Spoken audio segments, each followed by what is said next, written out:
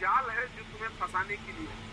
या तो तुम धर्म के जाल में फंसो, या तो जात की जाल में फंसो, या राजनीति के जाल में फंसो, और तुम पक्का इसमें से फंसोगे। हम तुमसे कहते हैं अमीर बनो, क्योंकि दुनिया में दो ही जात है, अमीरों की और गरीबों की जाति। समझ आ गया कि नहीं आ गया? तुम्हें एक बात बता, देखो भले लोग हम शिक्षा जगत में ना वहां बैठल हैं जहां हम सब देख रहे हैं। मतलब 2019 में जब संस्था पे हमारे यहाँ बम चला था तो एक पुलिस अफसर थे हमारे ही थाना के। तो जब आप कोई केस कीजिएगा ना तो लाइन कई बार आपका आवागमन रहेगा थाने पे, तो हम उनसे नंबर मांगे थे तो नंबर नहीं दिए थे। हम उनसे नंबर मांगे कि भैया हमारा जरूरत पड़ता, अपना नंबर नहीं दिए थे। शिक्षक हम उस समय भी थे, शिक्षा मेरे पास उस समय भी था, लेकिन पैसा कम था। उस इंसान ने अपना नंबर, पैसा भी है यानी घोड़ा, और क्या है लगाम।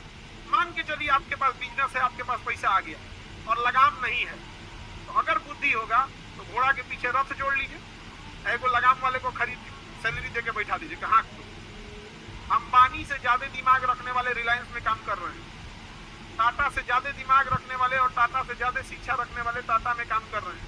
प्रधानमंत्री चाहे मनमोहन सिंह हो, चाहे प्रधानमंत्री नरेंद्र मोदी हो, इनसे ज्यादा काम करने वाले, इनसे ज्यादा दिमाग रखने वाले हैं यहाँ पर।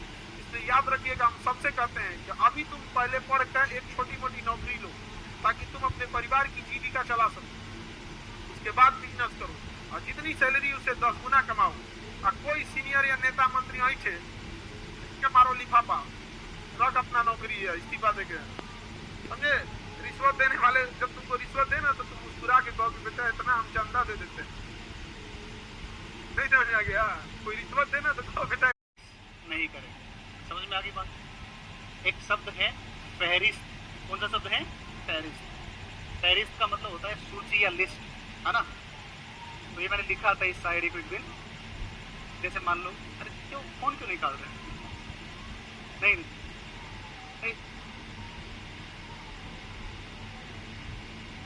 जैसे मतलब वो संदर्भ क्या है, संदर्भ सुनो एक बार।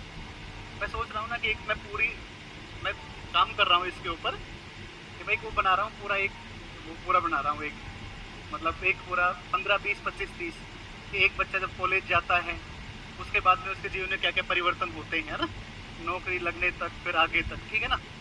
तो मैं वो पूरा बनाऊंगा, फिर किसी कवि सम्मेलन में सुनाऊंगा ये, ठीक है ना। तब मजा है। अपने टीचर्स डे का यहाँ सेलिब्रेशन होगा तब सुनाएंगे सारी, फिर, है ना। तो उसमें मैंने लिखा है उस शायरी को कि तेरी फहरिस्त में हम इस कदर खोए हैं